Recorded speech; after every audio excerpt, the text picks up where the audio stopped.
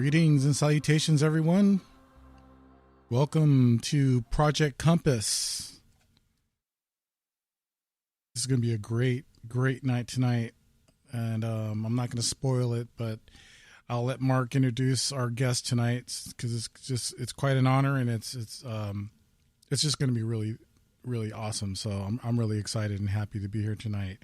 You can follow the show Project Compass on Twitter at Project Compass X.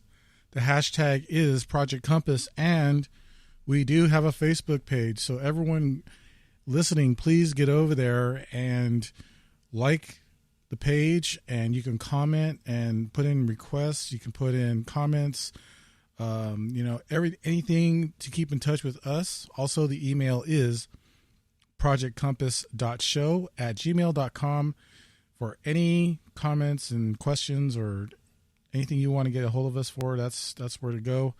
That's pretty much it. But without any further ado, let me introduce to you our wonderful host, Mr. Mark Eddy. Mark, how you doing? Fine. Hey, I didn't have as an exciting weekend as you did. I mean, you were lighting up Facebook with all your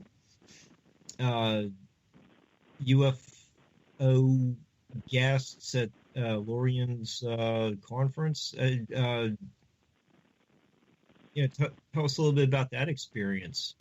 UFOCon 2018 in San Francisco, California over the weekend was pretty amazing, I have to admit. But yeah, it was really cool, and we had a great time. I had my penguina with me, and very, very awesome. The guests were great. The speakers, the people at the conference, we got to meet up with quite a few people. Like we met up with Eric Awakening Man and Dave Scott from Spaced Out Radio. We met up with some of the Spreaker chatters in there, and friends of the show and friends of ours, Tessa and Go Teresa and Dino and a lot of other people were there. It was really amazing. Had a great time, and I can't wait for next year.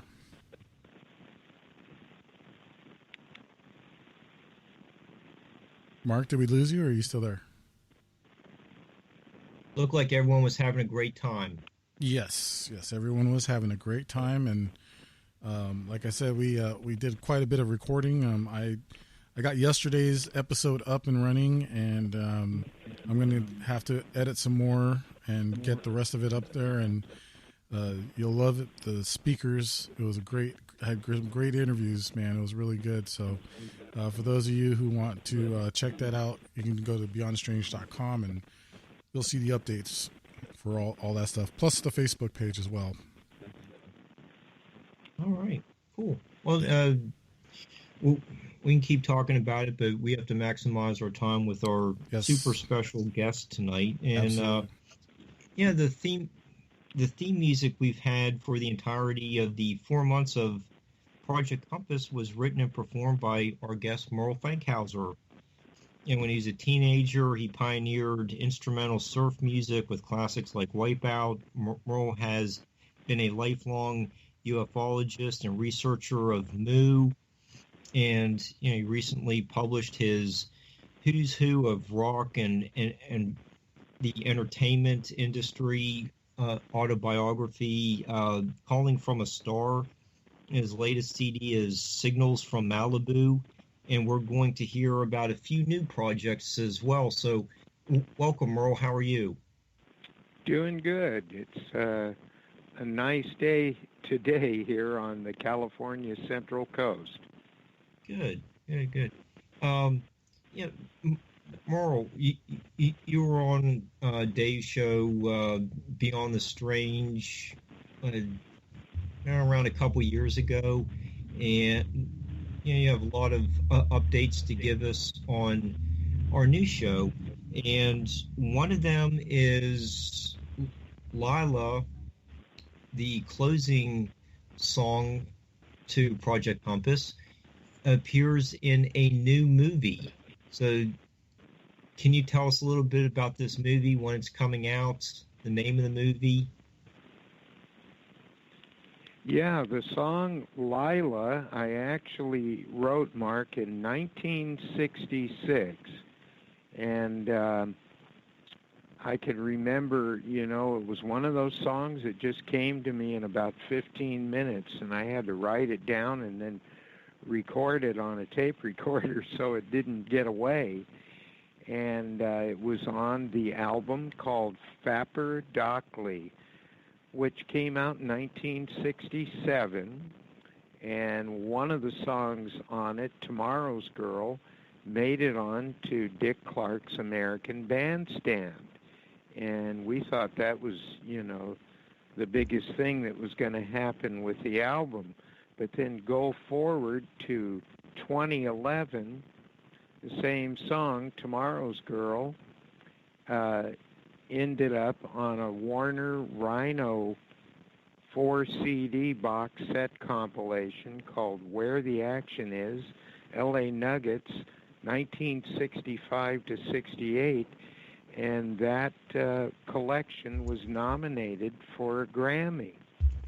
And then a little after that, Thomas Pynchon's novel that he wrote, Inherent Vice, which they made a movie of, he mentioned that group and another song from that album called The Music Scene. And now we have Lila in the movie Chappaquiddick that will be in theaters April the 6th. And it's just amazing to me that an album I kind of, pushed in the closet and forgot about, all of a sudden, all of these songs are back in the spotlight again. And I'm looking forward to seeing the movie. It's the story, about Ted Kennedy and the accidental drowning of Mary Jo Kopechne. And it's always been a mystery as to how it happened and why he took so long to, try to call up somebody and get help. So it'll be interesting to see how they portray it in this movie. And the Academy Awards Board has already viewed it in a private showing, and they say it'll definitely be up for an Oscar, not this year, but next year. And there's a lot of good 60s music in it, and I hope they put a soundtrack album out. So we'll see how it does. Oh, great. So what did you think when, film company calls you and says they want to include your music in a historical recreation movie?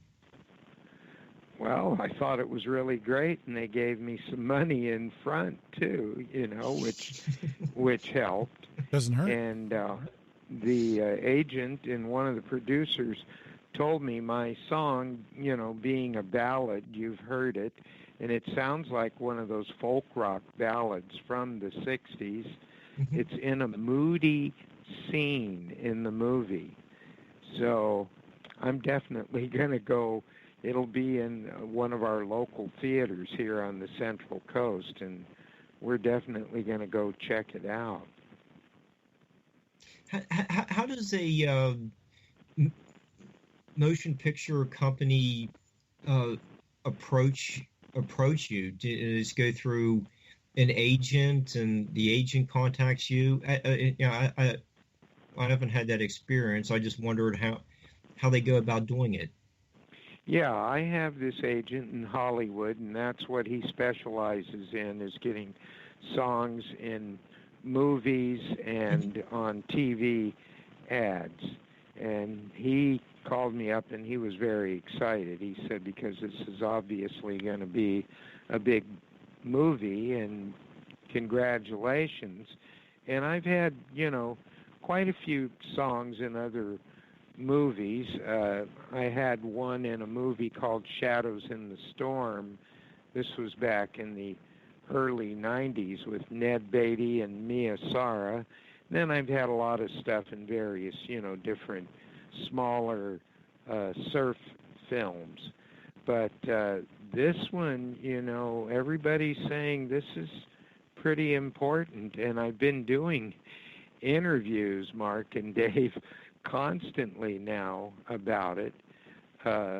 England, Australia, I'm Germany, and I'm in 2 large circulation magazines coming out next month talking about that and the song and the new album. So all of a sudden, there's a lot of interest in that old album, and it's been reissued, I should mention, on CD on a company called GearFab Records, and they can be contacted at gearfab.com. And then a label in Spain has reissued it on vinyl. So this is great. I remember once I was in a publisher's office in Hollywood, and it was Roger Ferris, a guy that had a lot to do with songs and production for the Carpenters, and he listened to the album and he said, Merle, the songs on this album are going to be like rare bottles of wine, and they're going to be very valuable in the future. And I thought, no, who knows? Well, now I know he was right. That's fabulous, Merle.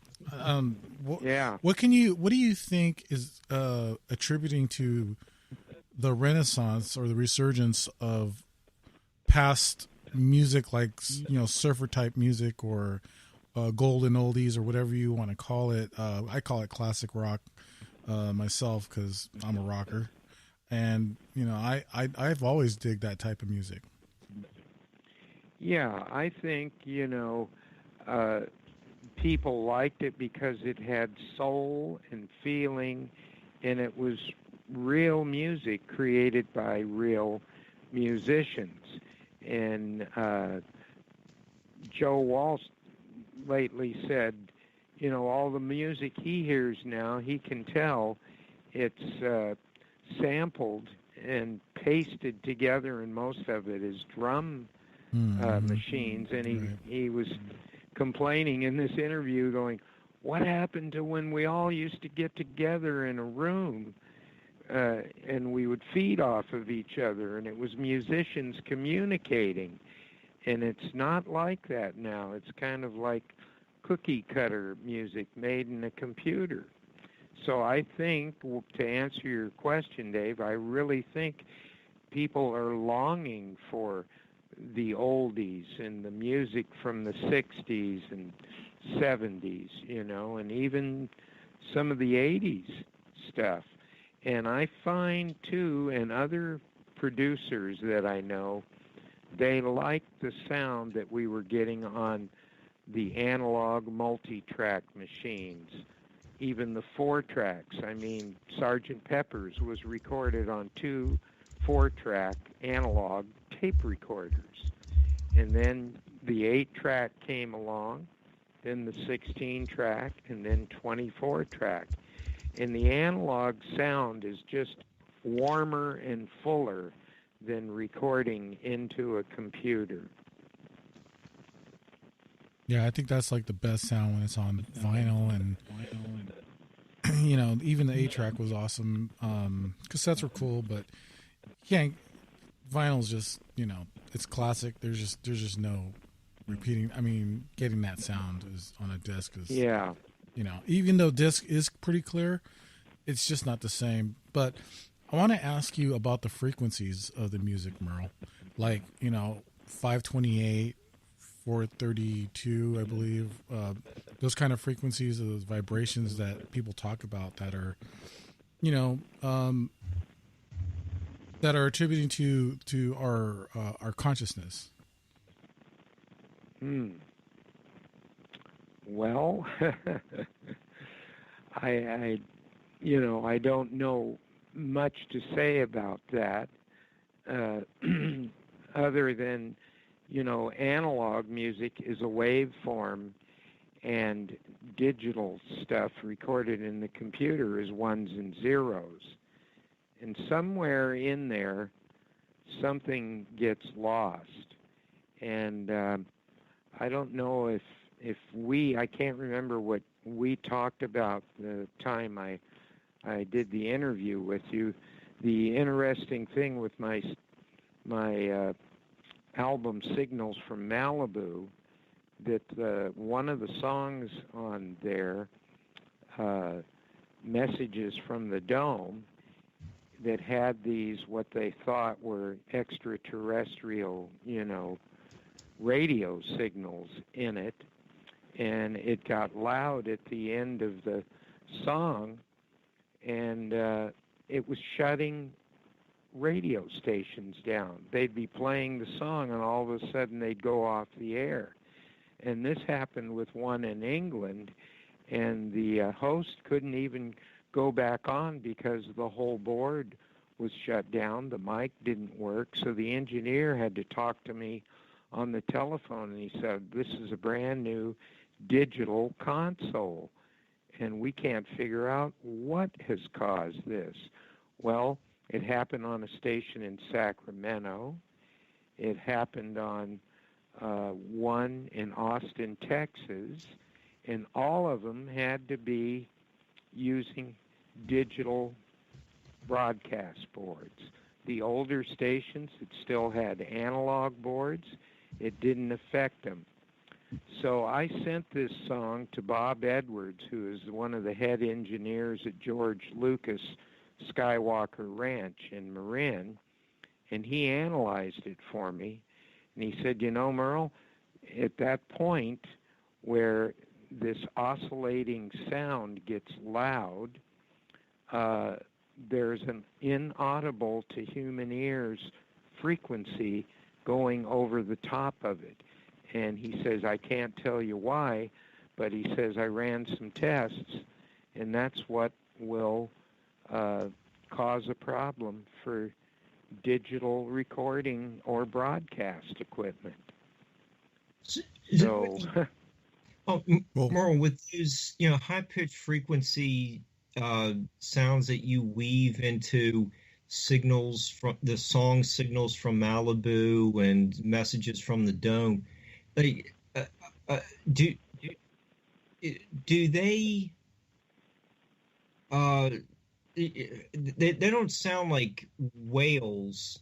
Do you have any idea what these sounds could be coming from? Found half mile below the Pacific Ocean. Well, the interesting thing, I was on Dr. Bob Hieronymus's show in Maryland, and he had played the Message from the Dome, the one that has this, it almost sounds like a high lady's voice yodeling, a kind of a sound in it. And he said, Merle, I want you to hear something. He played another recording that was made in the early 70s, and it was identical. And it was from Sweden, and it's a famous UFO case, the Billy Meyer case. He recorded this sound. He said a UFO was hovering over his house, and he recorded it on his reel-to-reel tape recorder. And it sounded exactly like this signal that I put in the Messages from the Dome that was sent to me by this old radio engineer that first discovered these signals. He lives up in the hills of Malibu, and he picked these signals up, and he had a range-finding device, and he said it was 3 miles out in the ocean where there was nothing there. And then he went in town and asked around, is there anything out there? And he ran into an old Indian guy, a Chumash Indian, who said, well, there's a submerged building out there that's dome-shaped with pillars. And he said, our tribe has known about that for thousands of years. And he said when the ocean level was down lower, they used to use it like a pier and fish off of it. So nobody can figure out what the signals really are, and of course everybody believes that that building, because there's a 700-foot opening in the side, is a underwater UFO base.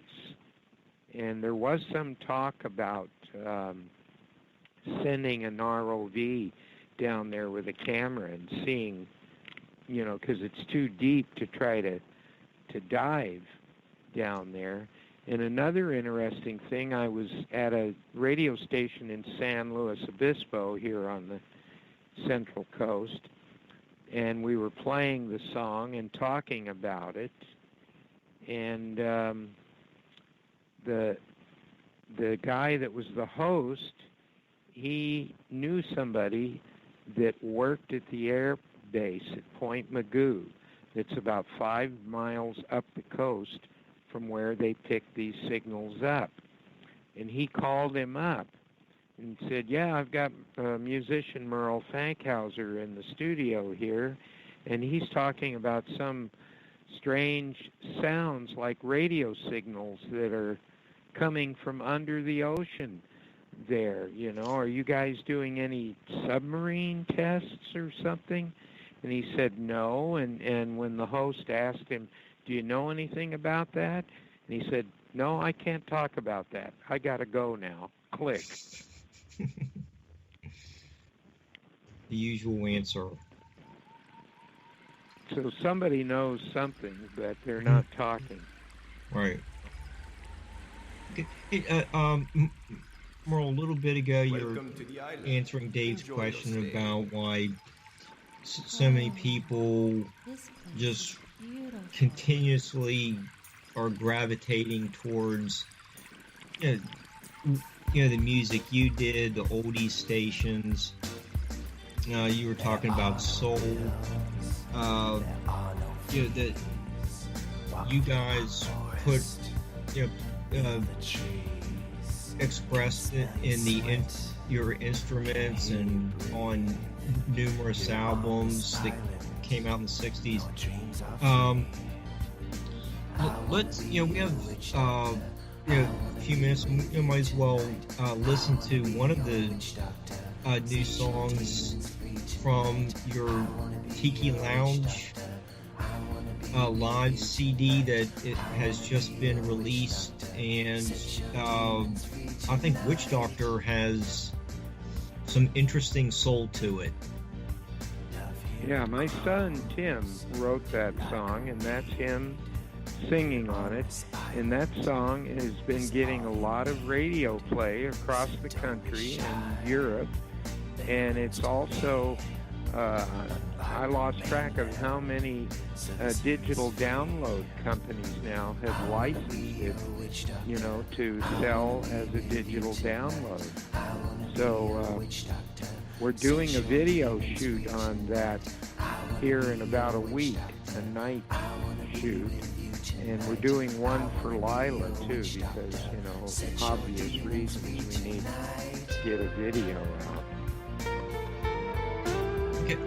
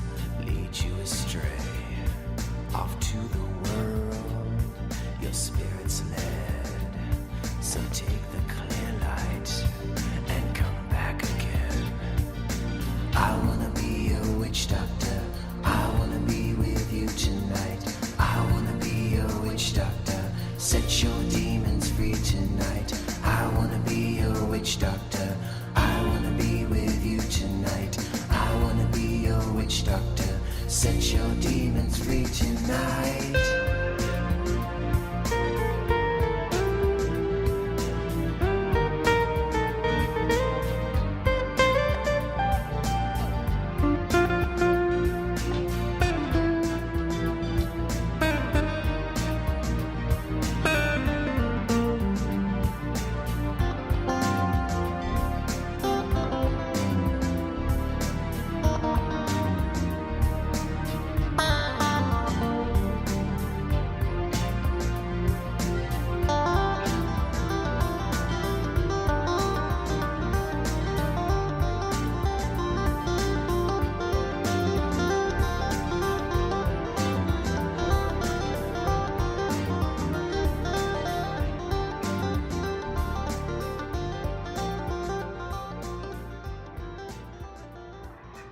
I'm like really happy. I'm like, I think everyone should download this tonight.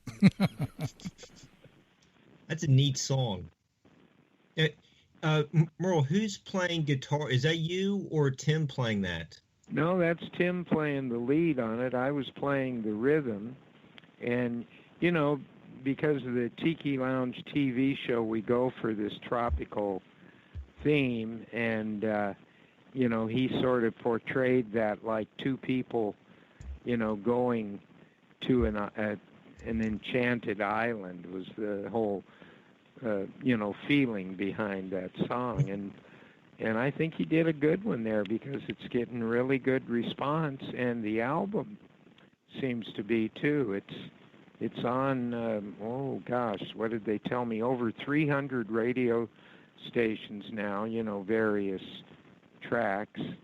And gosh, I've probably done 30 or 40 interviews about it, and it's, you know, coming out in quite a few magazines, the album. And it's stuff recorded here on our backlot stage over the last 5 years, because when this label contacted me, Cleopatra Records in Los Angeles, they said, have you got anything live? It'd be nice to put a live album out on you. And I started thinking, well, gee, I have all of this live stuff recorded here on the backlot stage.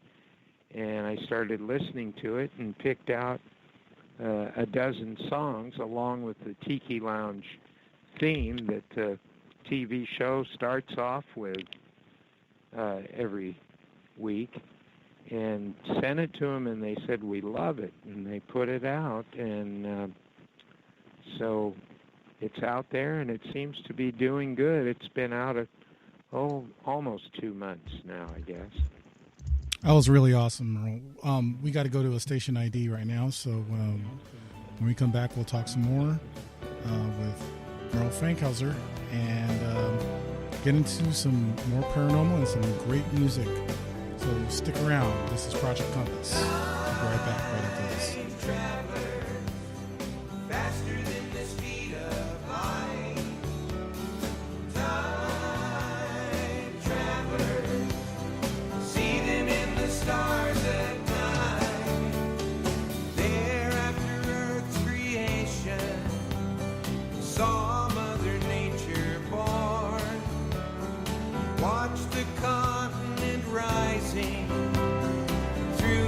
Cosmic storm landed on a magic island, set up their new home, floated down from the firmament, it came to move from pole. Time travelers, faster than the speed of light. KTLK Digital Broadcasting, TheFringe.FM, Napa Valley, California, Little Rock, Arkansas. Do it live! I'll write it and we'll do it live! You guys rock! Live weekdays on The Fringe FM. It's Spaced Out Radio with Dave Scott. Monday through Friday at 9 Pacific, midnight Eastern. The Fenton Perspective with Lori and Fenton. Mondays at 5 Pacific, 8 Eastern. Project Compass with Mark Eddy and Dave Cruz. Mondays at 7 Pacific, 10 Eastern. Lighting the Void with Joe Rube. Tuesdays and Wednesday nights at 7 Pacific, 10 Eastern. Big Picture Science from the SETI Institute. New Tuesdays at noon Pacific, 3 Eastern. The Secret Teachings with Ryan Gable. Wednesdays at 1 Pacific, 4 Eastern. The Kurt Green Hour, Wednesdays at midnight, 3 a.m. Eastern. The Paranormal Code with Rich Giordano, Thursdays at 7 Pacific, 10 Eastern. Shift Happens with Gigi and Cortana, Friday at 7 Pacific, 10 Eastern. Is it live? Live, weekdays on The Fringe FM. We rock the paranormal talk. On the Fringe FM app, TalkStream Live, tune in, and online at thefringe.fm. Hi, folks. CBD is the home run hitter for health right now. Why, you ask? Because of what it does for the body. Unfortunately, I can't tell you all about the benefit. You know, there's reasons. Do your due diligence and log on to ancientlifeoil.com. That's ancientlifeoil.com. Ancient Life Oil uses organic ingredients and is blended in coconut oil for some of the best benefits. Legal in 50 states and non-psychoactive. Log on to ancientlifeoil.com. That's ancientlifeoil.com. Hey, Fringe FM listeners, guess what? TalkStream Live has just released a new paranormal app exclusively for the paranormal community called Paranormal Radio. Paranormal Radio has a great selection of streaming talk shows dealing with UFOs, the supernatural, sacred geometry, NDEs, and much more, including a network highly recommended, The Fringe FM. You can download Paranormal Radio right now from Google Play and the iTunes App Store.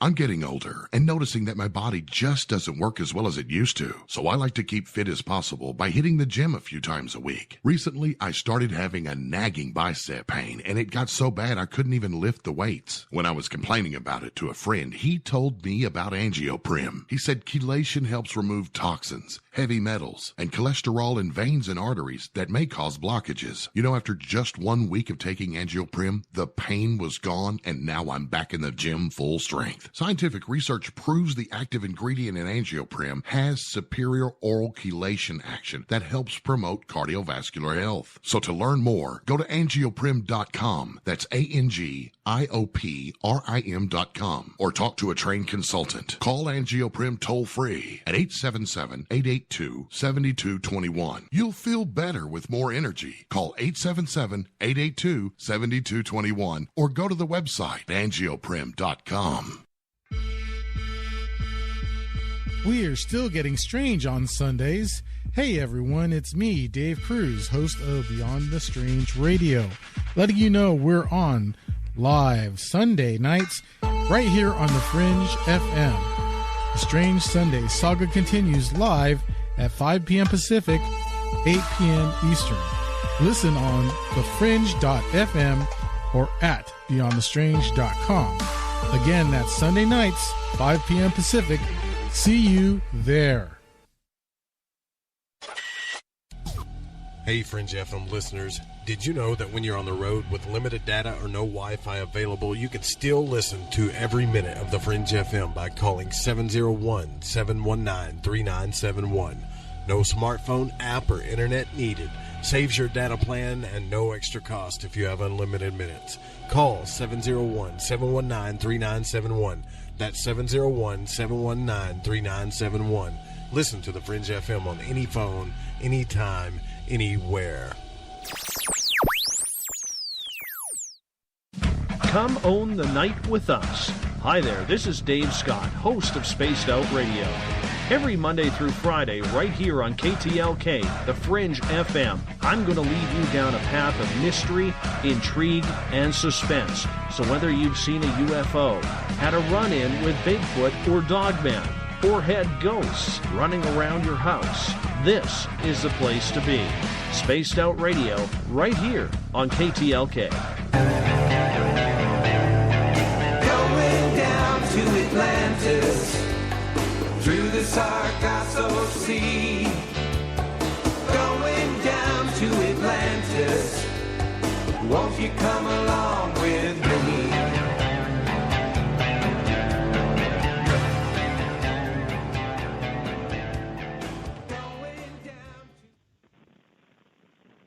Yeah, we're back rocking with Merle Fankhauser. Dave Cruz is co-hosting with me, having lots of fun for the first half hour, and we have great 90 minutes lined up.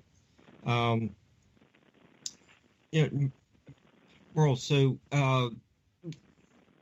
Tim, your son Tim is playing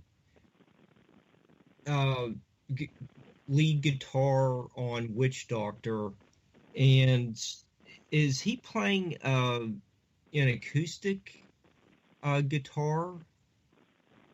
No, that was an electric guitar. Okay. And he used to work at Ernie Ball, the guitar manufacturer that made Music Man guitars. And he built myself and him and another musician friend of ours a special guitar that he and I designed, and it was an electric guitar, and with special electronics and pickups, and it's really a nice sounding instrument. It has some of the qualities of an old Fender guitar and a little bit of Gibson, and then something that you can't quite define, and it really has an original tone. Yeah, maybe that's while I was thinking it just kind of sounded like an electric acoustic guitar. It just sounded really different. The kind of creepy vocals, like whispering vocals. It just give Witch Doctor a unique feel. I like it. Yeah, it does. It's really it creates an atmosphere, and I think that's what a lot of these radio programmers and DJs and hosts are hearing, and that's why it's getting licensed for, like I said, by so many digital download companies now, that particular song. Another song that's getting a lot of play is the last song I wrote and recorded with Ed Cassidy, the fabulous drummer from Spirit. And we wrote this instrumental together called Out on the Town. And that one's getting quite a bit of play, too. And Cass, before he started playing rock and roll and joined Spirit in the good old days, he was in big bands playing jazz and swing music. So he liked that kind of a style, and you can hear it in that song, Out on the Town. And he was an amazing guy. He kept playing drums till he was 89 years old. I used to tell everybody he was my guru. If I can keep playing till I'm 89, I'll be happy. And it was a sad day for me when he passed away, because he lived up here near me, and, we played in a band together for quite a few years, and had a lot of good times together. Yeah, and he's on your CD On the Blue Road?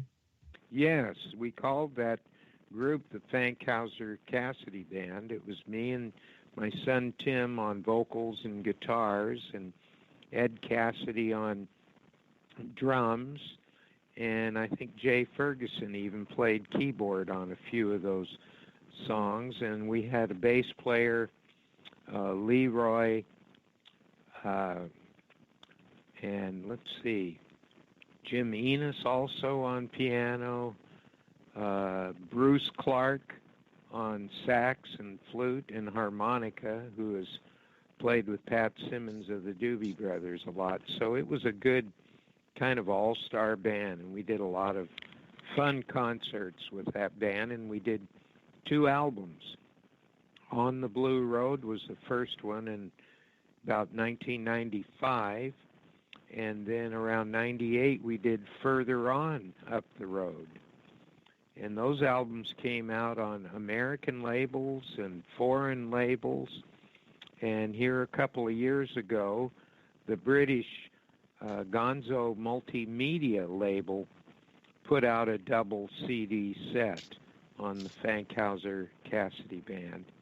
And there's a song on there that I did as a tribute to the great piano player Nicky Hopkins, who played, on the Beatles records and the Rolling Stones, and he and I were friends, and he played on my Return to Moo album. So there's a tribute to Nicky on there, and it's also on YouTube, the song, Nicky's song. So it's got a lot of, interesting things, and it's different than the kind of, shall we say, space music, space rock, that I've gotten into in the last few years. Okay, Dave, we have a question. No, not really in the chat room right now, but we do. want to relate the return to Mu, the inspiration. I always liked hearing about that. Well, I got interested in the lost continent of Mu in 1969 when I was living in a suburb of Los Angeles, Woodland Hills, and I was cleaning up around the fireplace, and in the bottom of the log bin, I found this 1932 edition book, The Lost Continent of Mu, by Colonel James Churchward. And he talked about how the North and South American Indians all said they came from a now submerged continent that was in the Pacific Ocean, and that the Hawaiian Islands were believed to be the mountain peaks of that continent.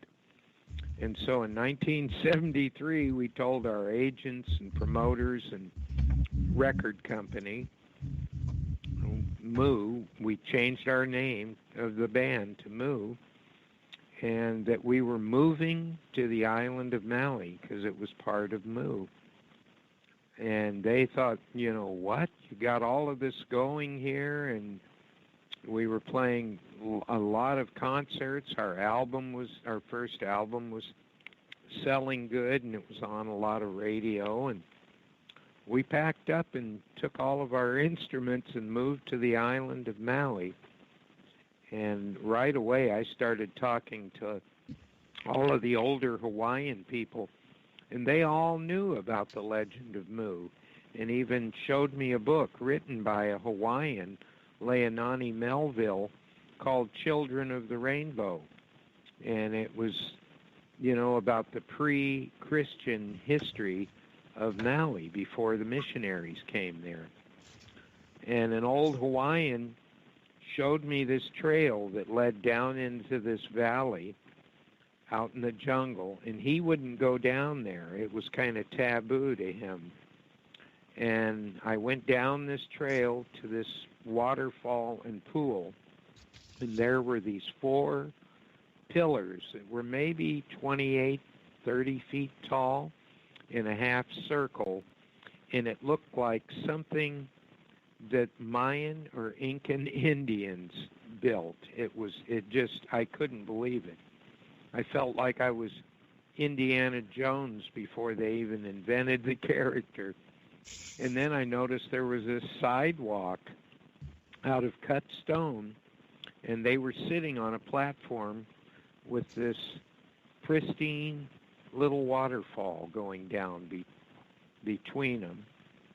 And so I followed the sidewalk under the how bush, and it led down to the ocean, and you could see under the water where the sidewalk went off for, I couldn't tell how far. I could see at least 50 feet under the ocean floor. And I took pictures of those, and they're in my book, Calling from a Star, the Merle Fankhauser story, that's available on Amazon. And I just started searching every place that I could for these pre-Hawaiian ruins, and there's quite a bit on Maui. On the desolate side of the island, where the volcano last erupted, there's a whole city of cut stone buildings half under the lava flow. And recently, a photographer that got a little story put in National Geographic went out there and photographed all of these ruins. And I went out there in the mid-'70s, and there's some of those photos in my book also. But there's one building that I sort of nicknamed Lost City Hall, and it's about 7.5 miles out this desolate stone trail, and it's very hot there because there's no vegetation. It's not like a tropical paradise. It's more like you're on the moon or something in this lava field. And up at the top of the lava flow, there's a building that's, gosh, I'd have to say it's like a size of a drugstore or something, you know, or a department store. It's really big, and it has these 4-foot walls, and it's obviously Hawaiian built because the Hawaiians took the lava rocks, you know, and stacked them up and made walls out of them, and then just put a pole and thatch roof on it. So it was really arduous, to say the least, to try to trek up to this. And I finally got up there with another person. We didn't have a camera, was the thing. It was just so hard going. And we went over in the corner of the floor of this building, and there was a hole there and a rickety ladder that somebody made.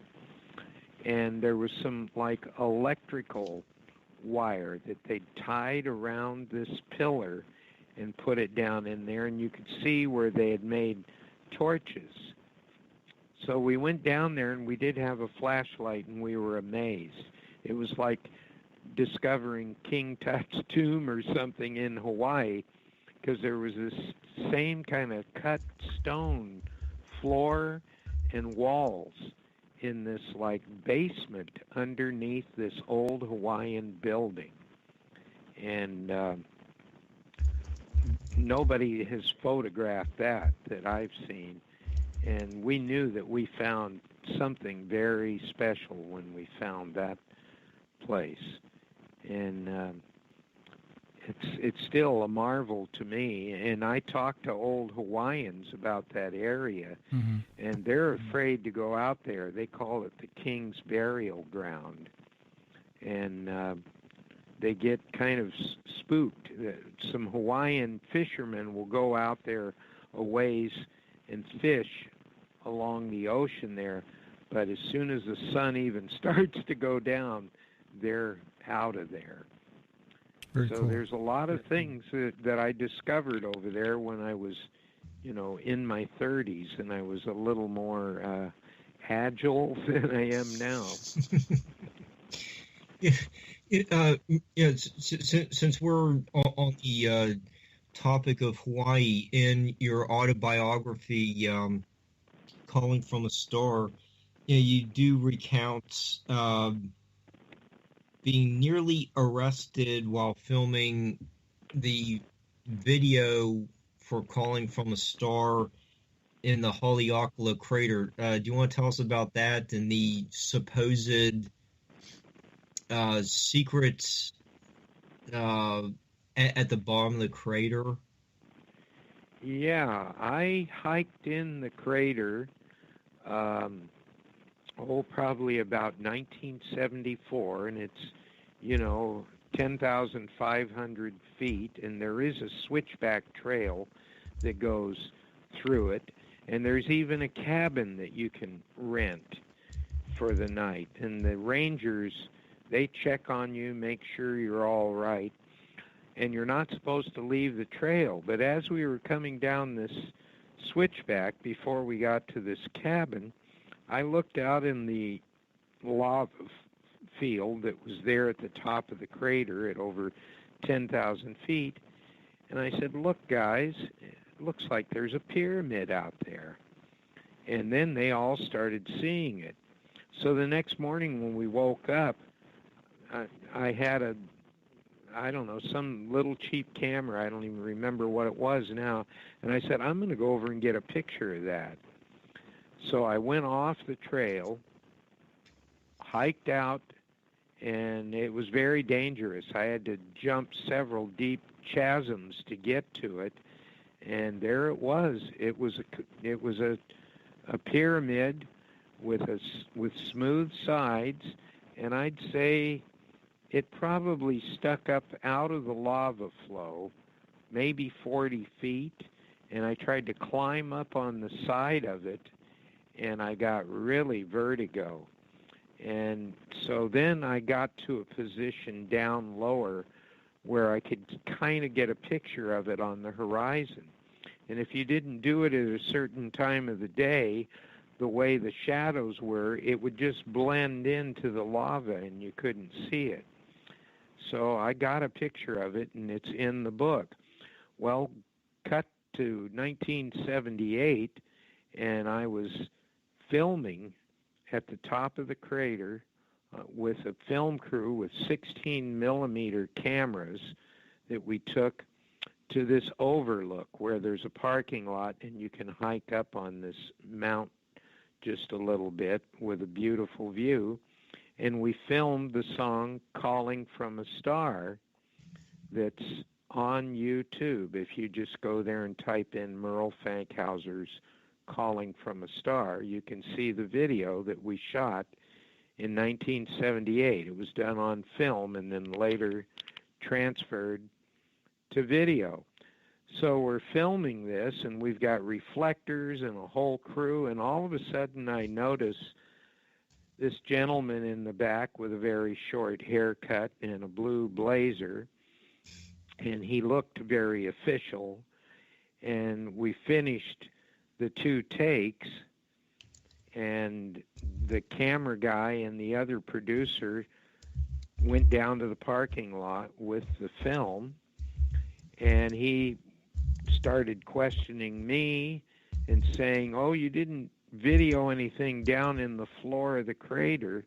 And I thought that was very odd. And then they have a dome up there that's called Science City, and they say it's a satellite tracking station, but people have seen what they described as a laser beam coming out of it. And they wanted to make sure we didn't get any of that in the film. And so they took us into the observation room, and they took the main producer, and the rest of the crew already went down the mountain in the van, and they took our driver's licenses. I had a Hawaii driver's license and all of our information, and he was from Michigan, and they took all of his information down. And then they sort of suggested they wanted our film. And we said, well, it's already gone down the mountain. And so we kind of talked our way out of that. And we went back to Hollywood and much later transferred it to video. And it ended up on TV. And now it's on YouTube. Pretty awesome story. Merle, we have a question in the Spreaker chat, but I'm going to get to John Teeter was here's question on the other side of the next break. We got 5 minutes to the break, but right now I want to go ahead and play for the audience. I want to say it's Out of the Town. It's actually out on the town. The press release printed the title, and it's the song I wrote with drummer Ed Cassidy from Spirit. Okay.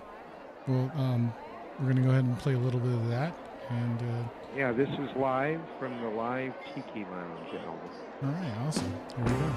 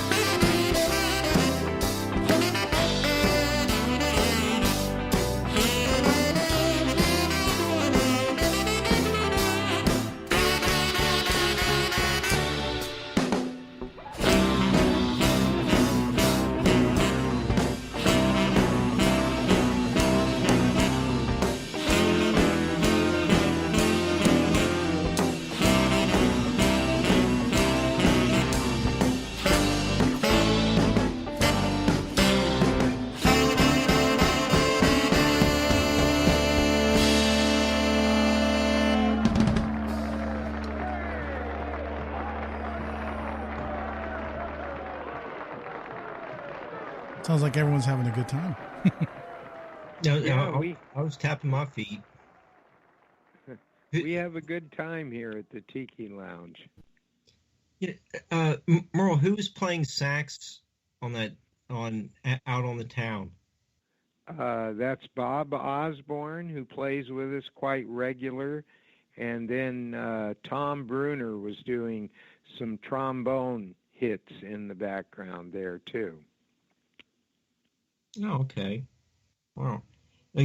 Cassidy loved those kind of songs, like I said, because that's what he started out in. You know, he started out in the 40s playing big band music. I love it. That's awesome. And you hear the audience clapping and cheering. How many people were at that live recording? Oh gosh, there was probably 80 or so. Oh, okay. We can comfortably sit about 60 people, and the stage, I don't know if you've ever seen it, there's some videos on YouTube.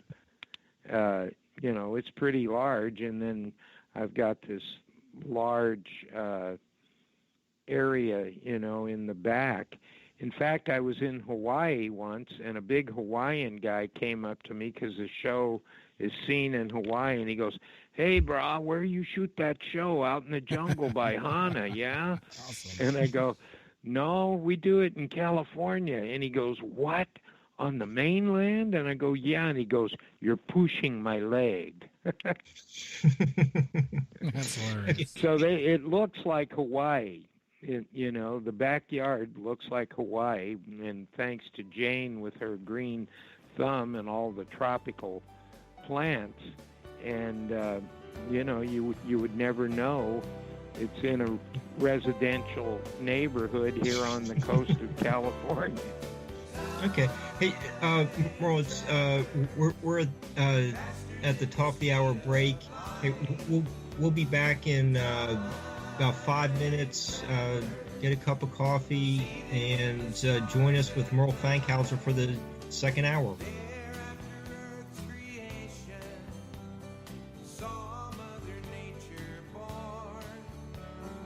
Watch the continent rising through the cosmic storm. Landed on a magic island, set up their new home. Floated down from the firmament, they came to move from pole. Time travelers, faster than the speed of light. Hi, it's Jeremy Scott, and I'm the program director for the network you're listening to right now. We are the Fringe FM. You've probably noticed some changes around here lately, but what we really want is to hear from you. If you like it, hate it, or you want some more, let us know. Email talkback@thefringe.fm. Leave us your thoughts by calling 501-777-5631 or message our Facebook page at The Fringe FM. This is the new Fringe FM. We rock the paranormal talk. Psychic Sundays, spiritual communication, ET contact, Sasquatch in your backyard. We will have it all on Cosmic Passport with me, Elizabeth Anglin. Each Sunday, starting at 9 p.m. Pacific, midnight Eastern, at spacedoutradio.com, I will take you on a journey of enlightenment. The goal is learning from the soul on out. We'd love it if you joined our experience, Cosmic Passport. Live Sunday nights at 9 Pacific, midnight Eastern on the Fringe FM. We rock the paranormal talk. Wouldn't you love to have a really sharp memory? More than ever before, people of all ages are struggling with memory problems and brain fog. Whether your poor memory is age-related or due to the effects of chronic stress, you can now improve your memory while reducing stress with the dietary supplement Calm and Clever. That's right, you get 2 products rolled into one. Some ingredients in Calm and Clever enhance memory and help retain newly learned information more effectively, while other ingredients in Calm and Clever reduce stress by maintaining healthy levels of the stress hormone cortisol. Calm Calm and Clever was created by scientist Kurt Hendricks, a principal investigator in 2 NIH-funded studies on Alzheimer's disease. To sharpen your mind and feel calm and centered, try Calm and Clever for 2 months. You'll love the way you feel and think. To order Calm and Clever, call 1-800-728-9948 or visit calmandclever.com. 1-800-728-9948 or calmandclever.com. So, you love talk radio? Then you'll love TalkStreamLive.com. TalkStream Live is always on, 24/7, with the best streaming talk shows. Find your favorite talkers and discover some new ones. It's free, readily available online or on mobile with any smartphone or tablet. Finding your favorite talk shows all in one place has gotten a whole lot easier. Just go to TalkStreamLive.com. Be sure to download the free apps from Google Play or the iTunes App Store. Oh, you know what I like about me? This is Rich Giordano, host of The Paranormal Code. No, I'm serious. The show's on twice a week now, Sunday and Thursday, on thefringe.fm and Spreaker, 10 p.m. Eastern, 7 Pacific. Yeah, it's 2 hours. It's live. And I do a show like you've never heard before. So you're going to come here, you're going to get your information, you're going to be entertained. But you're also going to hear the truth like, you won't forget. Like you've never heard before. And for those of you who've been following, thank you. Thank you for talking me into this extra night. Now I'm on twice. Great. Hey, good for you, right? The Paranormal Code. This means something.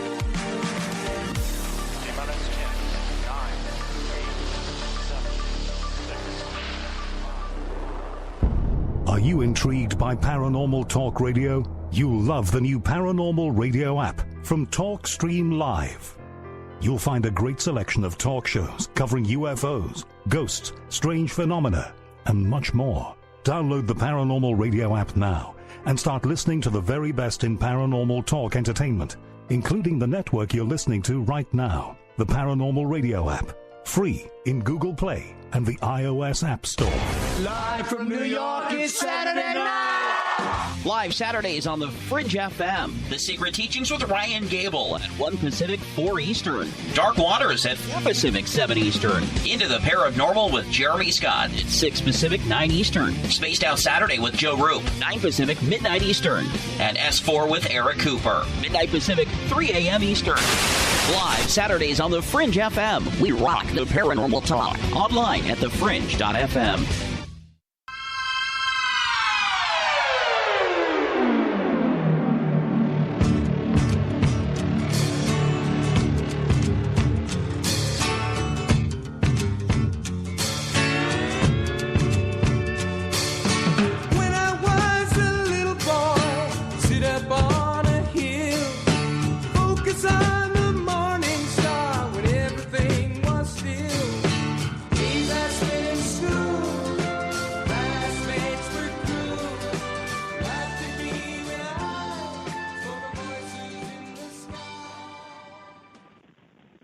Now there's Calling from a Star by our guest Merle Fankhauser. This is hour 2 of Project Compass on the Fringe.fm, and we're having a great discussion with a rock legend.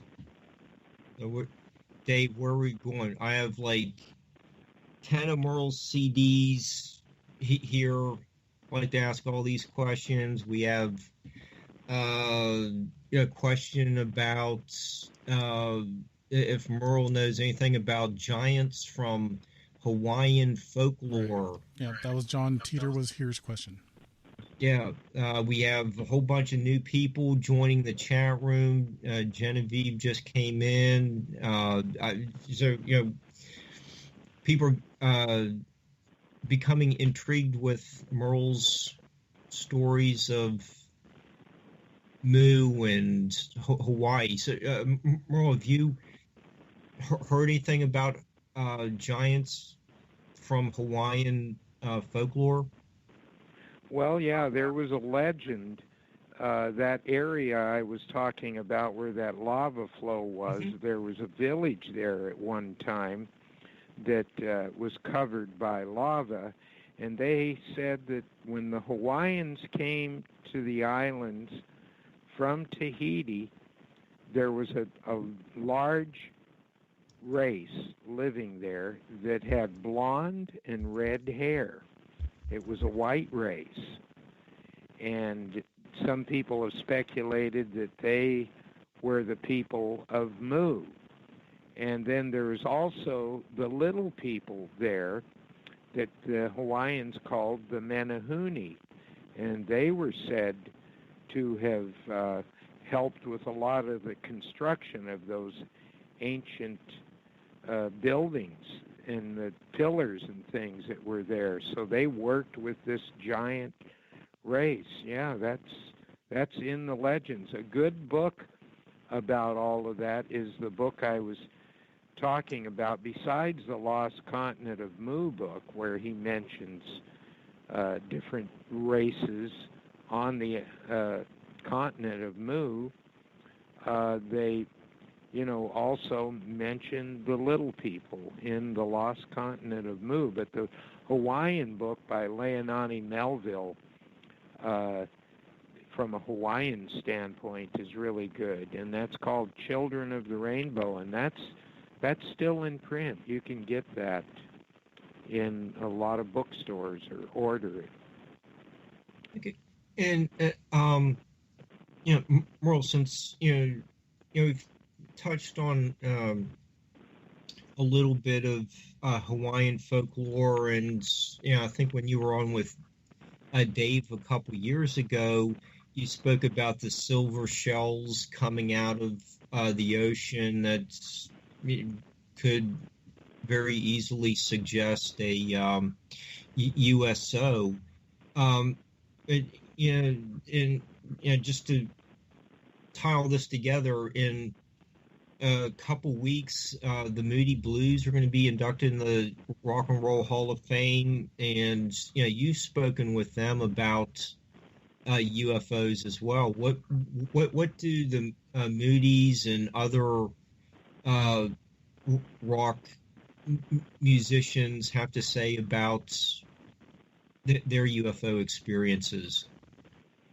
Oh yeah, well, I played with Michael Pinder, the great synthesizer mellotron player from the Moody Blues, and recorded with him, and he even came to Maui once and played with us there, and he took a lot of stuff that I told him and put it into a solo album that he did. And he was really into the UFO thing and the ancient ruins of Mu. And, the book that Michael Luckman, who was the, UFO researcher, did, Alien Rock, The Extraterrestrial Connection, is a very good book that's still out there. And he talks about all kinds of rock stars that had UFO sightings. Everybody from Elvis Presley to Michael Jackson and, a whole big list. The Rolling Stones. And he recounted the story about Jimi Hendrix when he was filming Rainbow Bridge, the cult movie on Maui, and they walked into the crater. And they said a silver disc came and hovered right there as they were filming, but they didn't have the camera on the disc. And they said Jimmy walked out into the floor of the crater and went, "Welcome, Space Brothers." And by the time they could get a camera, because the cameras, are big, huge 35 millimeter cameras, takes 3 people to even set one up and run it, the UFO left. But in books and stuff in Hawaii and recounting stories, as far back as the 1800s, the Hawaiians talk about seeing these silver discs fly out of the crater and dive into the ocean, and then come out of the ocean and go back up to the crater.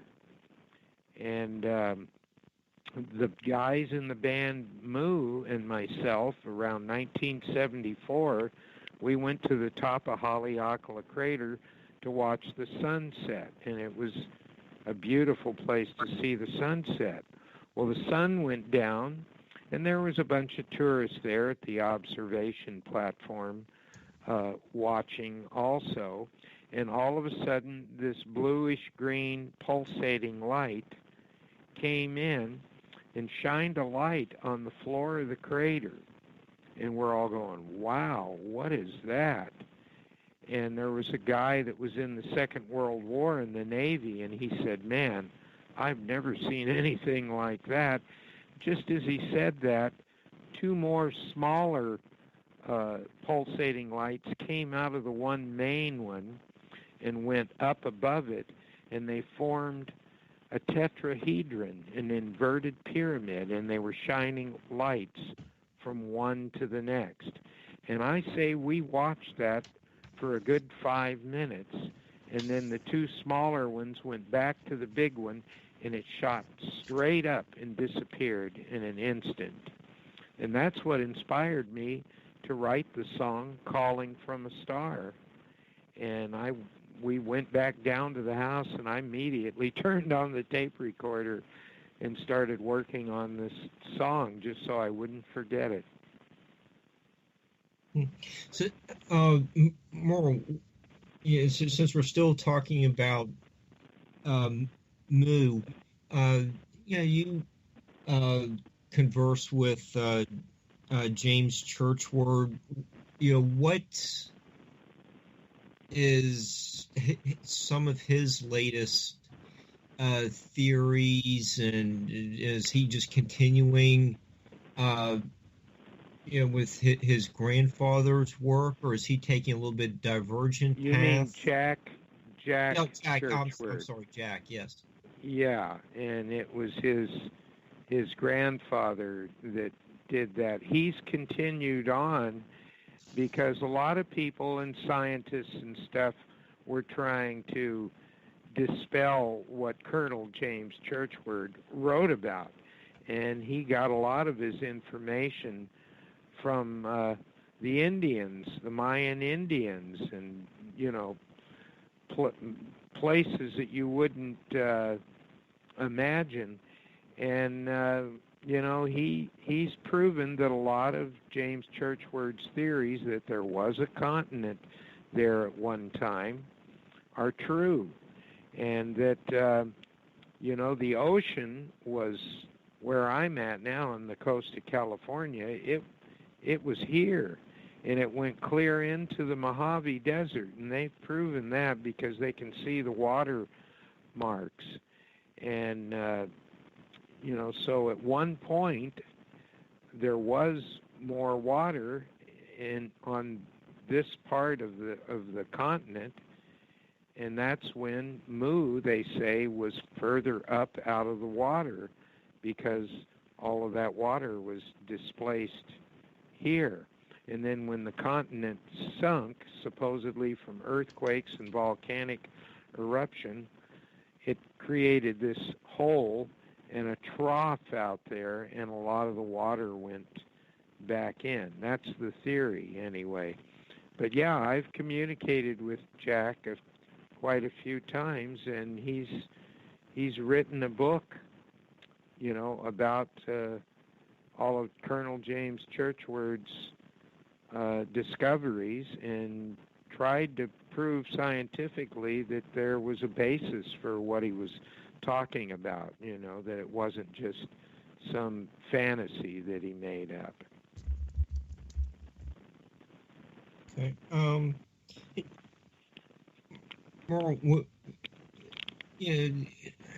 as we've gone through the show, you've spoken about the tetrahedron sighting, and go back to your house, and you immediately start recording and writing, and you've covered the mysterious sounds off the coast of Malibu. You're getting all these creative ideas from unusual places. so when you have something like this happen, like even songs like your Shadow People, what's your creative process to put an unusual event like that into something that just a normal radio listener can relate to? Hey, yeah, I remember I had an experience like that. Yeah, Merle's like really nails that line about this experience. How do you do that? I don't know. To put it bluntly, these things come to me, and the best songs come in 15 minutes. And this feeling comes over me, and I've got usually I have a tape recorder ready. I turn it on so I won't forget the melody, and then I start writing the lyrics down and the words, and then I figure out how to play it on the guitar. And I met John Lennon at Harry Nilsson's house. Harry Nilsson and I were friends when we both started, and we wrote for a publishing company in Hollywood in tiny little offices, and we stayed in touch. And one time during the Lost Weekend, I think they called it, when John was hanging out with Harry, they had this party, and Harry invited me to the party, and I just flown in from Maui, and I ended up getting to talk to John for about 15 minutes. There were about 30 people there, and Harry kind of put me on the spot. He said, this is my friend Merle from Maui, and he writes some really interesting songs. He's going to play one for you right now. And I got the only time in my entire life I got anything like stage fright, a little nervous, when John was sitting across the room, and I played the song On Our Way to Hana that was about seeing two UFOs on this beautiful drive to the little village of Hana on Maui, where there's one cascading waterfall after the next to your right and the blue Pacific Ocean on the left. And I wrote this song about seeing these two silver discs. And when I finished the song, John said, that's really interesting. What inspired that? And I told him. And then we were in the dining room, and we were kind of off in the corner by ourselves, and we started talking about songwriting. And he said, yeah, isn't it interesting? He said, I never wrote any of those songs in the Beatles. And I went, what? And he said, yeah, they just came through. He said, I call it automatic writing. And he said, that's what you're doing. So now they call it channeling. And yeah, I kind of feel like that's what's happening. It comes through me, but I'm just the vessel it's coming through. And when I wrote Signals from Malibu and Messages from the Dome, I was listening to those underwater signals that the radio guy sent me, and I just picked up the guitar and started playing along with them. And on the Messages from the Dome, I went out in the studio and sat down at the piano and started playing the signals in my headphones. And I thought, I better just record this. And I pushed the button and played this piano part. Had no idea what I was playing or what key it was in or anything. It was almost like being in a trance. And my violinist, Sal Garza, came over, and I said, Sal, listen to this. And he went, oh, my God. I said, yeah, I got some ideas for cello and violin we need to put on this. And he goes, who played the piano? And I said, I did. And he went, yeah, right, you're a concert pianist now. I said, no, I played it, and I didn't even know what I was doing. And he said, well, that's very interesting because those signals are in the key of E, and you're playing in E minor. So maybe John was right. It's automatic writing, and where it comes from, I have no idea. But I'm just glad that it does. Yeah, and I'd like to remind everyone that they can catch that episode with you and I on Beyond the Strange in the archives on either YouTube or here on Spreaker. And we actually play those songs on the episode, and you go over it on that episode as well. I think that was really wow. amazing. I'm going to have to check that out, Dave. You forgot about that? Well, I've done so many interviews now over the years, that I can't remember. The other thing that happens, somebody will be asking me, after 55 albums, they'll go, "Oh yeah, what song was that album on?" That's definitely a lot. Yeah. I can't remember. Right. Well, the one we have right now is Tiki Lounge. I'm about ready to queue up here in a second. Maybe you can go over that one before we hit the next break. The Tiki Lounge song? Mm-hmm. Yeah, well, that's the theme song to the Tiki Lounge TV show that's on 4 channels here in California and a channel in Maui, Hawaii.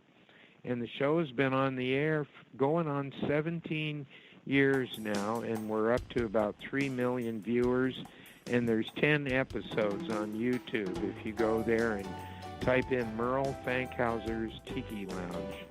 And the recent guest we had was Peter Lewis from the psychedelic band Moby Grape. Come on down to the Tiki Lounge, a little grass shack with a bamboo bar. It could be any island, maybe not too far. Exotic drinks we'd like you to try. Dance away the night at the Tiki Lounge.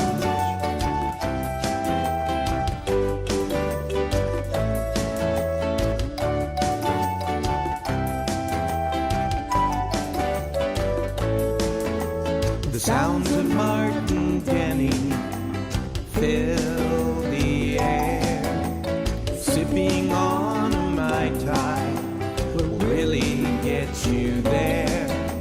Romantic visions of days gone by, colorful birds flying through the sky.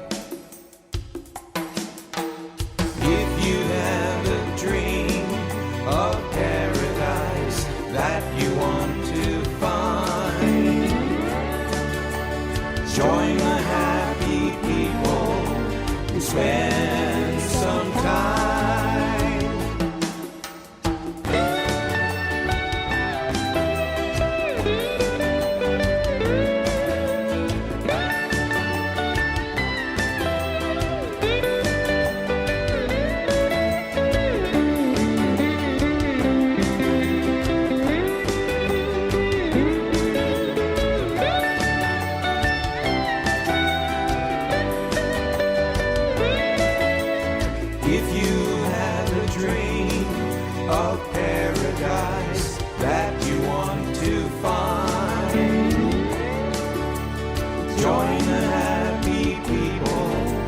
Spend some time. Come on down to the Tiki Lounge, a little grass shack with a bamboo bar. It could be any island, maybe not too far. Exotic drinks we'd like you to try. Dance away the night.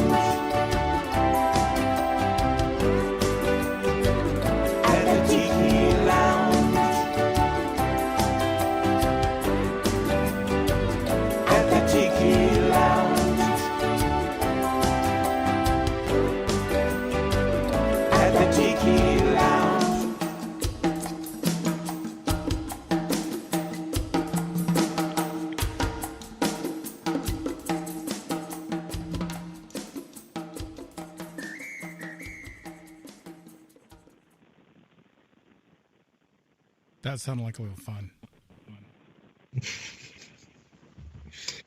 Yeah, we have 90 seconds till the bottom of the hour. But so I have a quick question for you. In your fascinating autobiography, Calling from a Star, you describe the brief encounter you had with Linda Wonder Woman Carter. She's a big fan of yours. You want to give a brief description of that meeting? Well, I'll describe a little bit of it, the parts that I can say. I was recording in a studio, doing Calling from a Star and The Mothership, and I had Gary Malabar from Steve Miller's band on drums on that, and a lot of really good musicians that I really loved, and one of the guys that played guitar on Steely Dan records, Ben Benet, and Colin Cameron, another great bass player, and Bill Como on keyboards.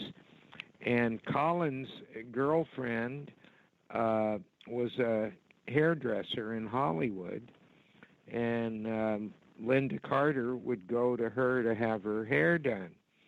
And she said, "Oh, there's this guy from Maui that's recording at the LA Track studio. Let's go down and meet him." And so she brought Linda down, and I met her, and we had a good time, and she liked the music, and she was doing some singing around that time herself, and she was doing a show in Las Vegas where she was singing, and she invited me to go to that show. But she really liked the song The Mothership. And she got to hear it while it was being recorded. Okay. Hey, it's time for the Bomb the Hour break, and we'll be back for the final 30 minutes with Merle Fankhauser in just a few minutes.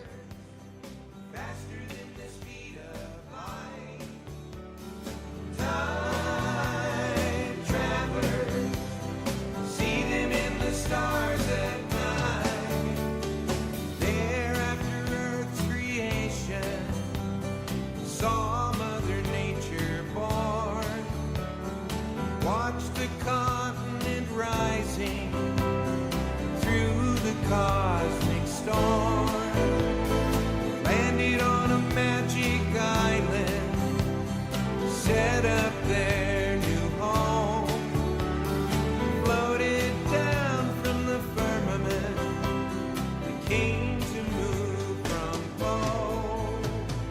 Time travelers, faster than the speed of light. Natural Health Solutions with Chris and Ronnie. Hey, Ronnie, how you doing? Great, Chris. Now, you're the CEO of GetTheTea.com, right? Yes, I am. What is GetTheTea.com? I mean, is this tea you buy in a store? Well, no, it's not. Life Change Tea is just that. Life-changing. Life Change Tea is an herbal tea that gently cleanses your body from intruders. What do you mean by intruders? Well, intruders are toxins, chemicals, GMOs, heavy metals, and more. They're in our food, in our water, in our air we breathe. Seriously? Yeah, seriously.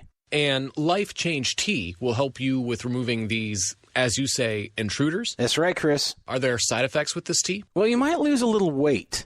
When you clean your colon, you lose weight, you feel better, and you have more energy. Wow. Ronnie, where can people purchase Life Change Tea? Oh, that's easy. GetTheTea.com. That's GetTheTea.com. Ronnie, I want to thank you for being on the show. People, don't forget, GetTheTea.com. Hey, Hey, space travelers, it's Joe Roop, your host of Spaced Out Saturdays. Come join me as we explore the realms of the paranormal, the esoteric, and everything in between every Saturday night at 9 p.m. Pacific, midnight Eastern.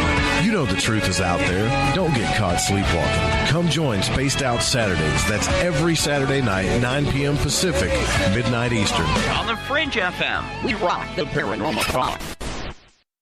Come own the night with us. Hi there, this is Dave Scott, host of Spaced Out Radio. Every Monday through Friday, right here on KTLK, the Fringe FM, I'm going to lead you down a path of mystery, intrigue, and suspense. So whether you've seen a UFO, had a run-in with Bigfoot or Dogman, or had ghosts running around your house, this is the place to be.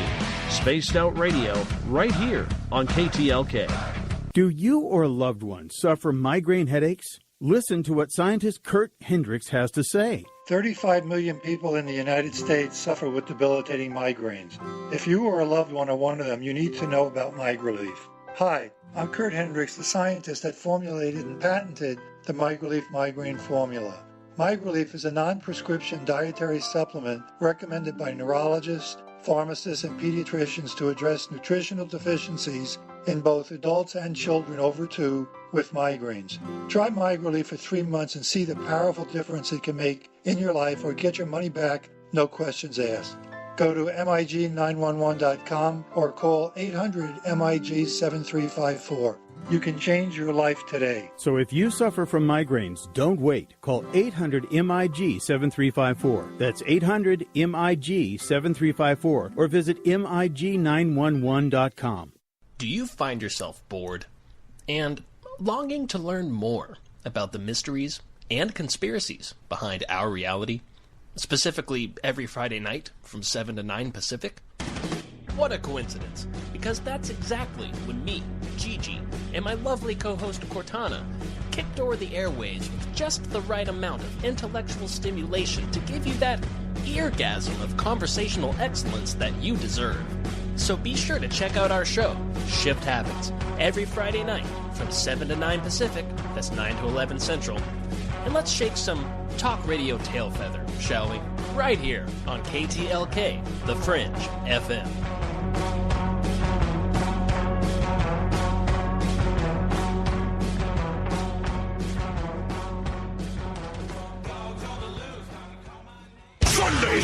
Sunday! Live Sunday on the Fringe FM. The Secret Teachings with Ryan Gable at 1 Pacific, 4 Eastern. Data Bites with Space Boy and Sir Lana at 4 p.m. Pacific, 7 Eastern. Beyond the Strange with Dave Cruz, 5 p.m. Pacific, 8 Eastern. The Paranormal Code with Rich Giordano, 7 p.m. Pacific, 10 Eastern. And Cosmic Passport with Elizabeth England, live at 9 p.m. Pacific, midnight Eastern. Sundays on the Fringe FM. We rock the paranormal talk. Online at thefringe.fm.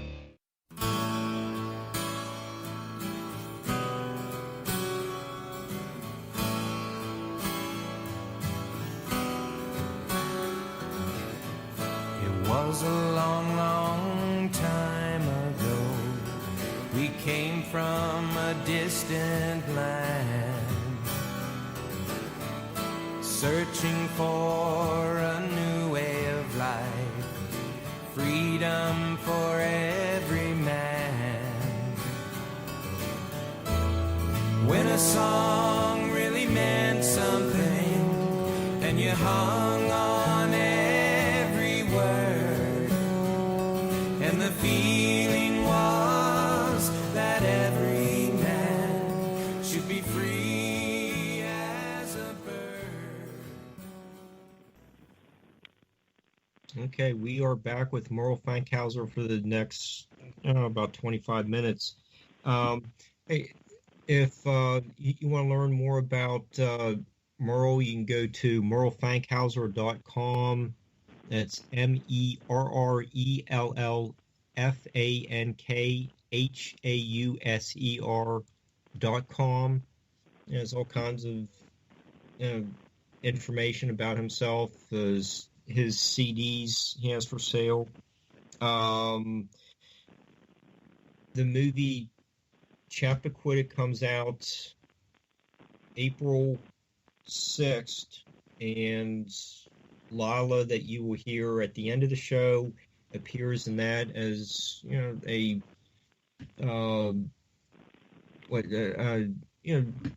part of the music to recreate the time period.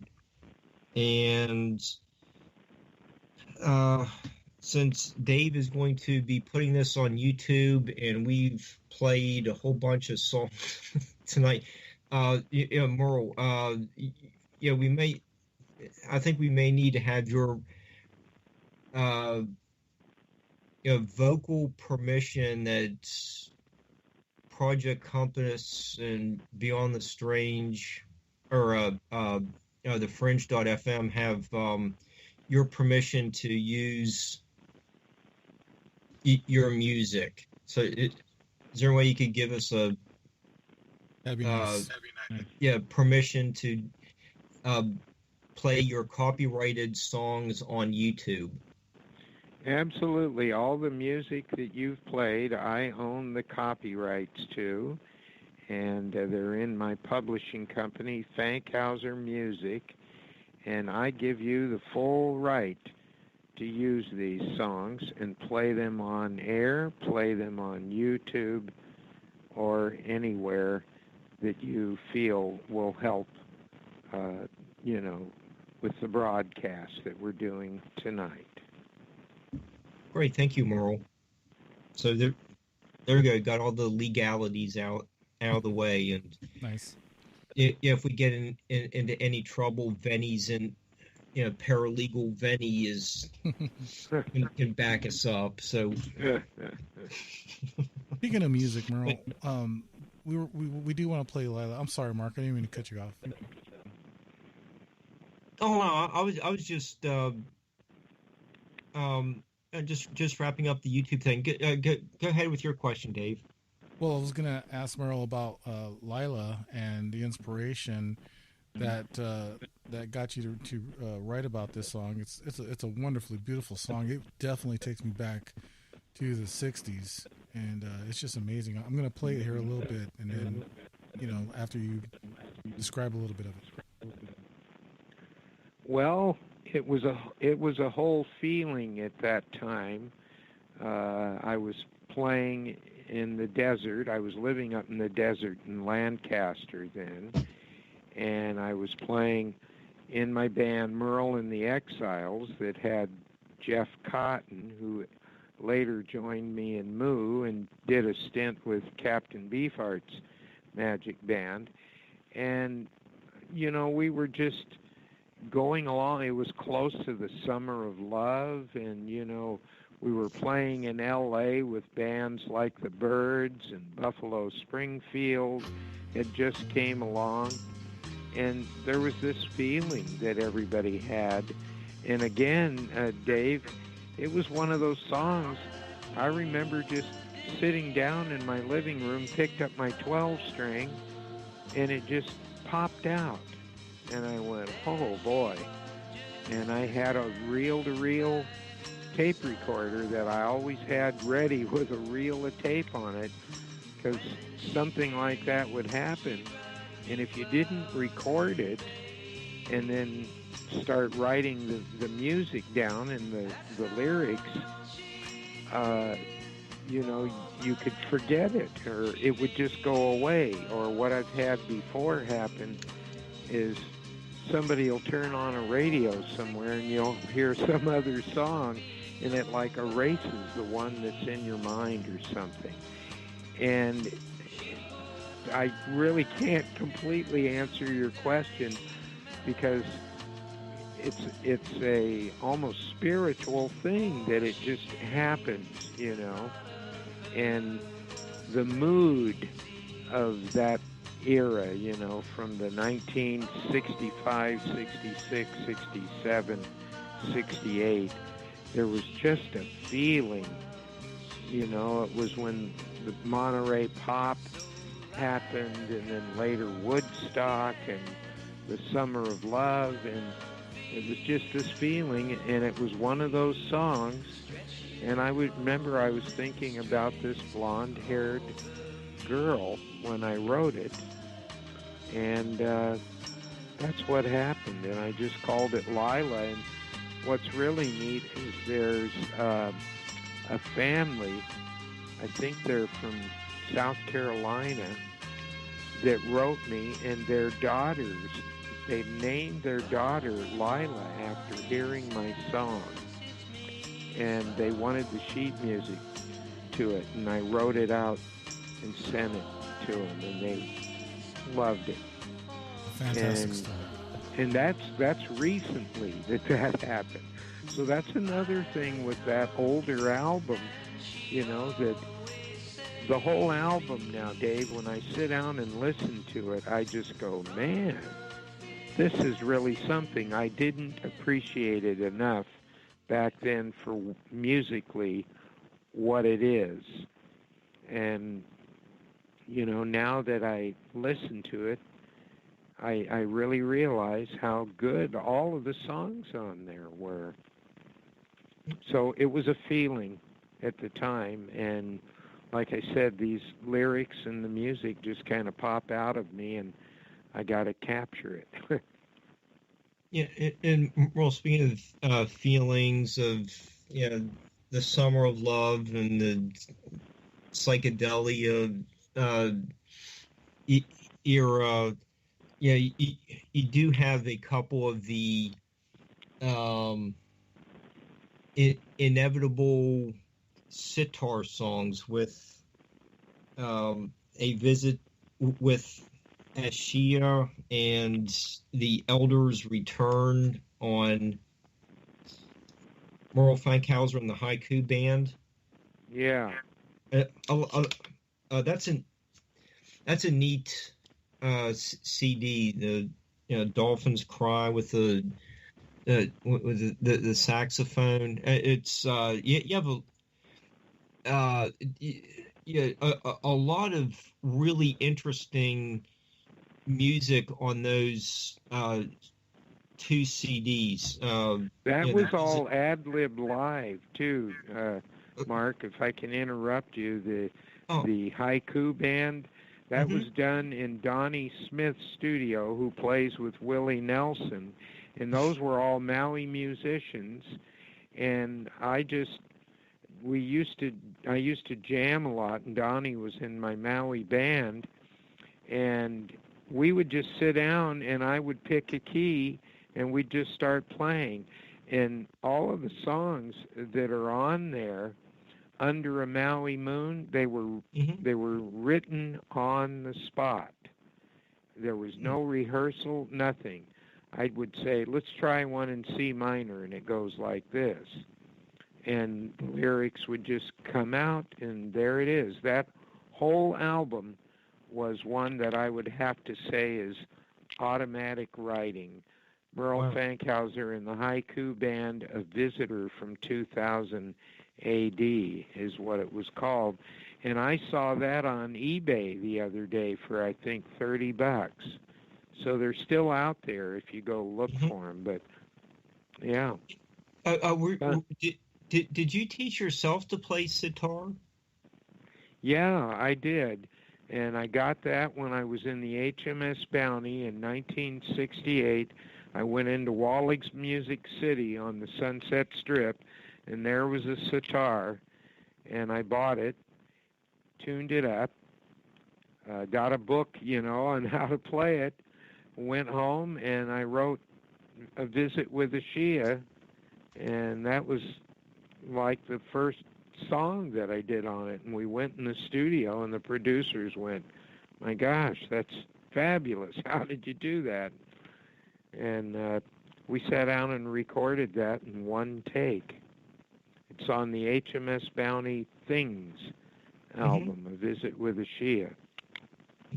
But Under a Maui Moon, the other sitar song that Donnie is playing sitar on, there's a video of that on YouTube.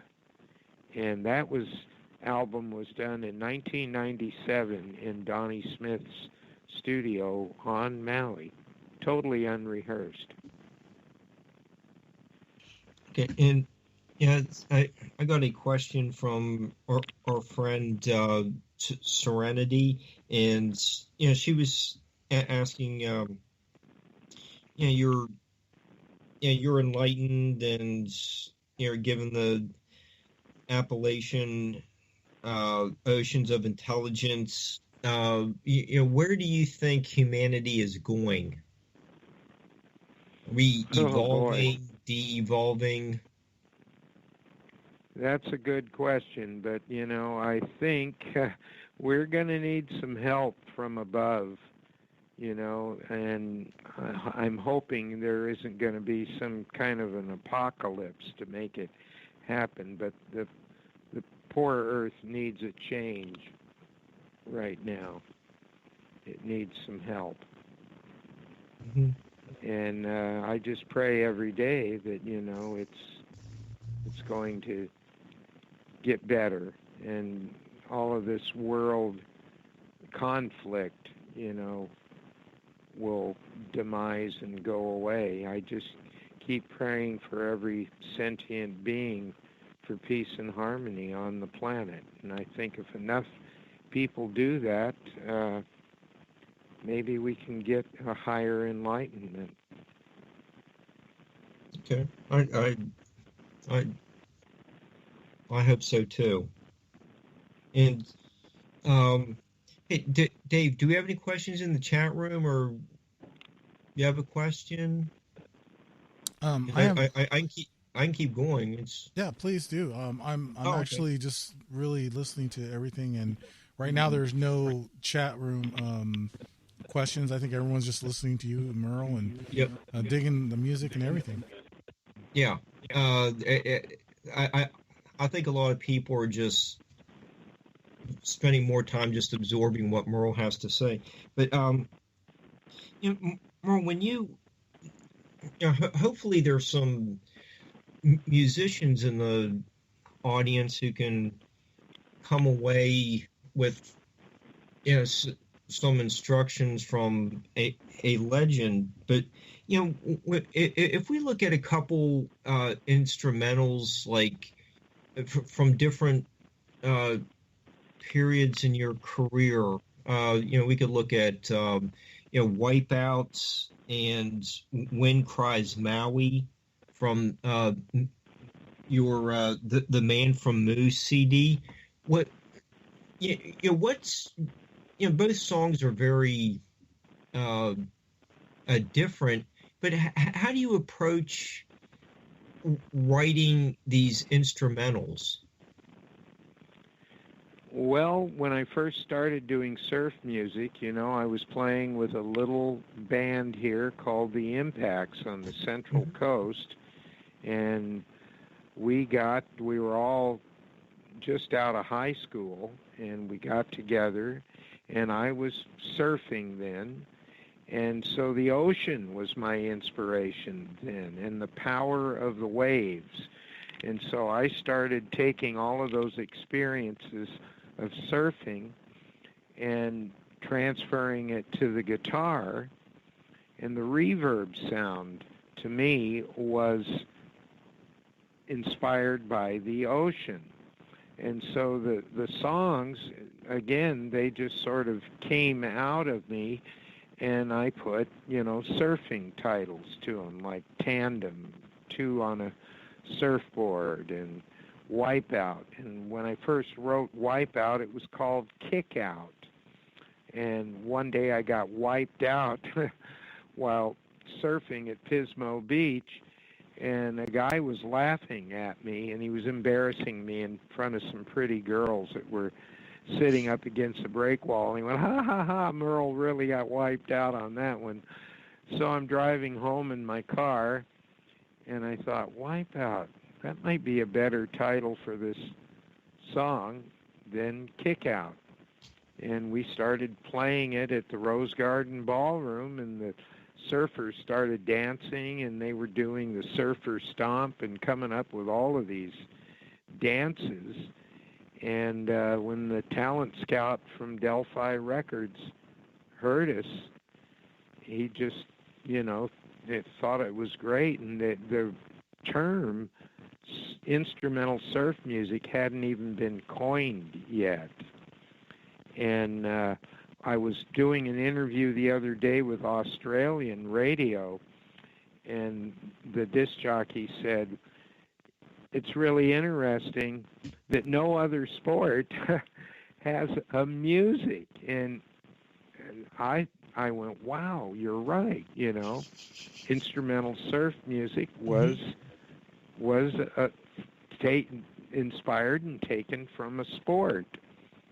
So the other instrumentals I've written, you know, have been from tropical feelings, beautiful jungle waterfalls on Maui, and, you know, nature there. I used to love to just go out into the jungle, and I'd get inspired from nature. And I wrote a lot of instrumentals that way. And then, you know, the space rock thing came along, and I wrote a lot of instrumentals that were inspired by, you know, UFOs and space. And to me, it was just the 60s surf instrumental morphed into a space rock sound. And I'm on this Russian compilation, you probably know about it, called First in Space. It's on 3-Plet label.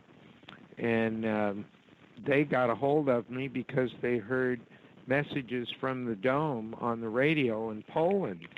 And they were putting out this compilation, and they licensed Messages from the Dome to be on this space rock album. And then they sent me videos to play on my TV show, and they were fabulous. I was just so happy they were able to play that kind of music in Russia. And it's really like spacey 60s surf music with full orchestras. And I applauded them. I thought it was great. So I'm on that compilation, and you can see me playing Messages from the Dome, and there's several Russian groups, Didier Mariani and Space, and Oleg Gerdovoy and Vega, and they're all doing big concerts, and they sent me these videos, and that's one of the Tiki Lounge shows. It's a whole space rock show that's on YouTube. I love it. Man, I can't believe it, Mark. We're already at the end of the show. Yeah, and I think the audience is wanting another or second hour. Well, we're going to definitely have to bring Merle back, for sure. Yeah. Yeah, and play Lila on your way out. That's the song that's all in the time. Chappaquiddick, the new movie. And thank you guys so much for having me on. I've enjoyed it. It's been a lot of fun. The audience enjoyed it too. Dave, Chappaquiddick comes out April 6th. Yes. Yeah. Awesome. And anything else, Merle, that's coming out? We're just working on the 2 videos, one for Witch Doctor and one for Lila. That's our next project. We start working on the end of next week. And, we'll probably start working on another album this summer. And, of course, we had to shut down filming the TV show because the weather is too bad. So we'll probably start filming more shows sometime in May. Gotcha. All right. Well, again, thank you so much, Merle, for being on the show. It's been awesome. Thank you, Dave, and thank you, Mark. Thank you, Merle. See everyone next week. All right. Good night. Talk to you soon. What a fantastic show, Mark. I had so much fun. It went by way too fast. And you, Mark, are you there? Marky Mark, where'd he go? I'm here. Okay, there you go. So let's go ahead and thank Merle once more for being on the show tonight. And let's talk about what's coming up next month. Got a couple minutes. Are we off the air? No, we're on the air. Oh.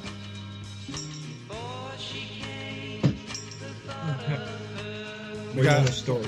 Well, we got, first of all, we have a great researcher, cryptozoologist, paleontologist. Alex Mistretta is going to be with us next week, April 2nd. Jared Burks is with us April 9th to look at geosensing, ground penetrating radar. He'll be covering his explorations of the Ohio Valley. He was just in Guatemala, Panama. Okay. And we got next we have Joe Taylor. So really neat stuff. Joe Taylor, April 16th. Catherine Chilgen, April 23rd. Joe's going to be talking about fossils in Texas. Catherine Chilgen's going to be talking about Shakespeare was not the author of the plays. And April 30th is going to be a really neat, unique show with the curators of the Houdini Museum in Scranton, Pennsylvania. That's going to be awesome. Well, it is that time, my friend. We've got to go until next week. For Project Compass, I'm Dave Cruz and Mr. Mark Petty. Thanks again, Merle. And everyone have a great night. We'll see you next week.